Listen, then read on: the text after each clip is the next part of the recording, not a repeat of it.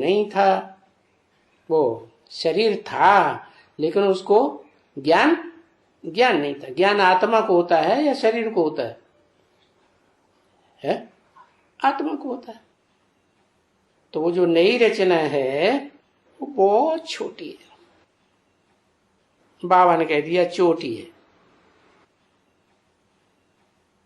क्या छोटी कैसे है? चोटी कैसे बता दी? चोटी ब्राह्मण लोग रखाते हैं ना, तो कम चौड़ी होती है या ज्यादा चौड़ी होती है? पहले ब्राह्मण लोग चोटी रखाते थे और गाय का खुर जितना चौड़ा होता है इतनी जगह में यहां पर चोटी बनाते थे। तो वो गाय का खुर हो गया, बुद्ध रूपी पांव हो गया। वो बुद्ध रूपी पांव जब तक नहीं समझेगा तब तक सृष्टि की शुरुआत नहीं होगी। क्या कहा?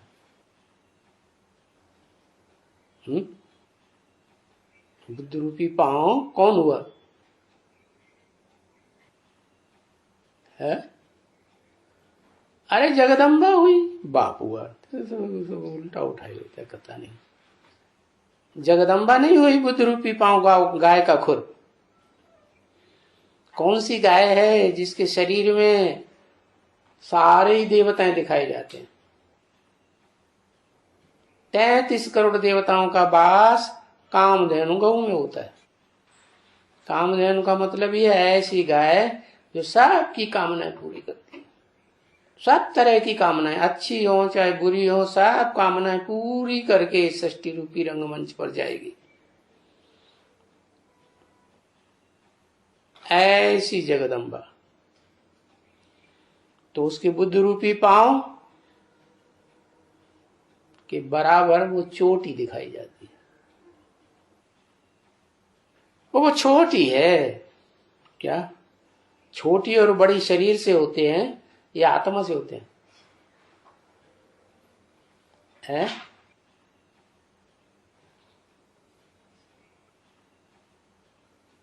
शरीर से होते हैं। तो इसका मतलब जगदम्बा छोटी थी। छोटी थी या बड़ी थी? शरीर से छोटी थी। और जो आत्मा है वो तो आत्मा समझदार कहीं तब जाएगी अविनाशी, जब छोटी बड़ी होने का सवाल ही नहीं आत्मा का। तो चक्कर तो बिल्कुल तुम बच्चे समझ गए हो। क्या कि सृष्टि में चक्कर जो शुरू होता है तो पहले पहले कौन सी आत्मा की बुद्ध रूपी पांव धोए जाते हैं? बताओ। जिसके बुद्ध रूपी पांव पहले धोए जाएंगे वो ही सृष्टि रूपी रंगमंच पर बड़ी हो गई। तो जो विजय माला की हेड कही जाती है वो बड़ी हुई, या जो रुद्रमाला की अंतिम मणका है वो बड़ा हुआ? सृष्टि की शुरुआत कहां से होगी? रुद्रमाला का मणका। लक्ष्मी आत्मा है, आत्मा से शुरुआत होती है। बच्चा पेट में आता है तो शुरुआत कहां से होती है? देह से होती है या आत्मा से होती है? देह से होती है। तो पहले पहले अगर ज्ञान लेकर के इस सृष्टि पर प्रत्यक्ष होना है शरीर के द्वारा, तो कौन सी आत्मा अपने शरीर को बर्फ में से खींचने के निमित्त बन जाएगी और शरीर में प्रवेश करके फिर वो अपना पार्ट हो जाएगी? कौन सी आत्मा हुई?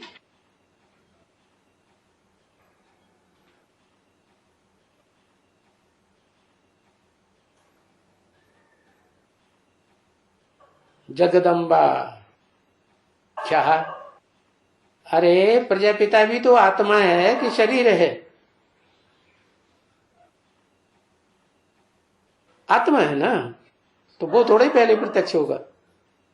षष्ठी रूपी रंगमंच पर 5 तत्वों का पुतला पहले प्रत्यक्ष होगा या शरीर पहले प्रत्यक्ष होगा? ओ, क्या आत्मा पहले प्रत्यक्ष होगी? पुतला पहले प्रत्यक्ष होगा ना। तो इसलिए कहते हैं कि जगदम्बा सारे जगत की अम्बा। जगत की अम्बा है तो जगत पिता की अम्बा है या नहीं है?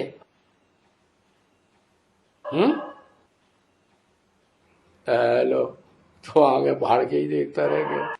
है, जगत पिता की अम्बा है तभी सारे सृष्टि की अम्बा होगी।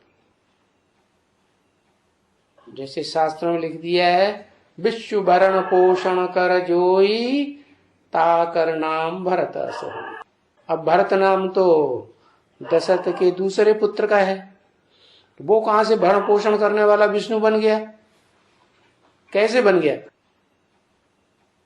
है? अरे, उसको कैसे विष्णु बता दिया? वो तो इस्लाम धर्म की बीज रूप आत्मा है। हाँ, क्योंकि जो यज्ञ पिता है, एडवांस ज्ञान की शुरुआत हो या बेसिक ज्ञान की शुरुआत हो, वो यज्ञ पिता की पालना करता है। तो जब जगत पिता की पालना किया तो सारे विश्व की पालना करने का निमित्त हो गया ना। इसलिए कहते हैं भरतवंशी अर्जुन। तो चक्कर को तो तुम बच्चे बिल्कुल समझ गए हो। क्या ये चक्कर क्या है बताओ? चक्कर स्थूल है या चक्कर सूक्ष्म है? जड़ है या चैतन्य है?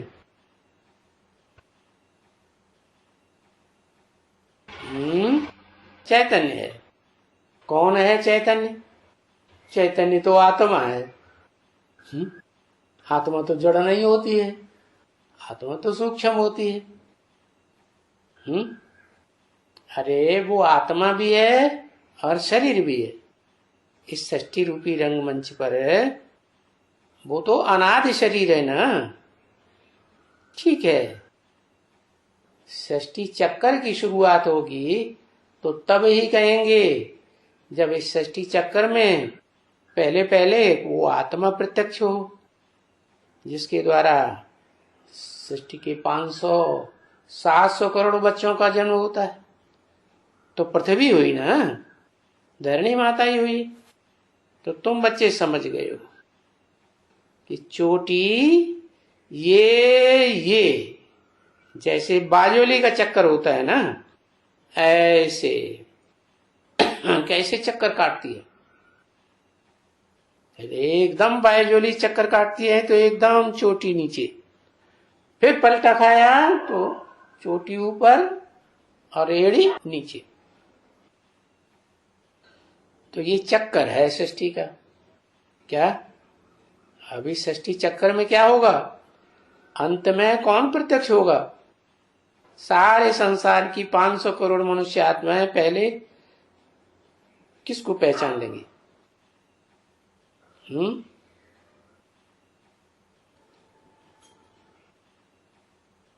राज करेगा खालसा। सारी दुनिया में यही परंपरा चलती आई कि प्रजा सबसे जास्ती किसको पहचानती है? अरे, किसको पहचानती है? हैं? राजा को पहचानती है। राजा को ही ईश्वर मानती है। जैसे ईश्वर कहेगा वैसे डायरेक्शन आदेश पे चलेंगे। राजा ही संविधान जैसे बनाने वाला हो गया। तो ऐसे ही जब सृष्टि का अंत आएगा तो सारी दुनिया किसको फॉलो करेगी? कौन होगा राजा? है? शिव होगा राजा, जगदम्बा। राज करेगा खालसा। तो वो होगी नीचे एड़ी या चोटी? नहीं, वो चोटी जाके एड़ी से मिल जाती है। क्या जब बाजोली खेलते हैं तो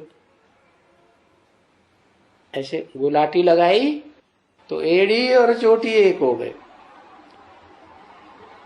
तो एक हो गए। तो बोला चोटी ये क्या, ये चोटी और एड़ी, ये बायजोली का चक्कर हो गया,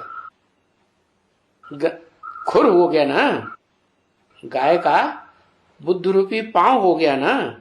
तो बुद्ध रूपी पांव जब तक प्रत्यक्ष न हो इस सृष्टि पर, तब तक बाप की प्रत्यक्षता नहीं हो सकती। ऐसे ही आत्माओं के हिसाब से है। विजय माला जब तक प्रत्यक्ष नहीं होगी, तब तक जो इस सृष्टि पर मनुष्य सृष्टि का बाप है वो भी प्रत्यक्ष नहीं हो सकता। तो ये तुमको वहां सभा में भी बता देना चाहिए। क्या क्या बता देना चाहिए कि इस सृष्टि में आदि कौन है? इस सृष्टि में आदि कौन है? माता है या बच्चा है?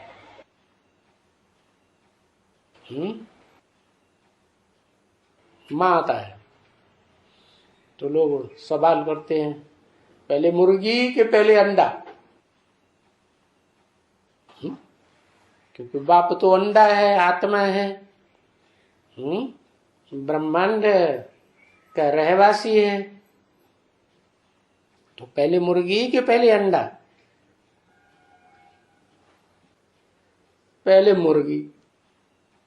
माता जी कहते पहले मुर्गी फिर अंडा। मुर्गी होगी तो अंडा आएगा। अच्छा, नहीं तो अंडा कहां से आएगा? कहेंगे मुर्गी, अरे मुर्गी है ही नहीं तो कहां से आएगा? तो कौन होना चाहिए पहले? मुर्गी। ऐसे ही है कि पहले माता चाहिए, फिर माता से ये सृष्टि पर बच्चे चाहिए। हाँ। सभा में बता देना चाहिए, बायजोली कोई को पहनाए करके। क्या प्रैक्टिकल में बायजोली पहनाए करके बताओ, जैसे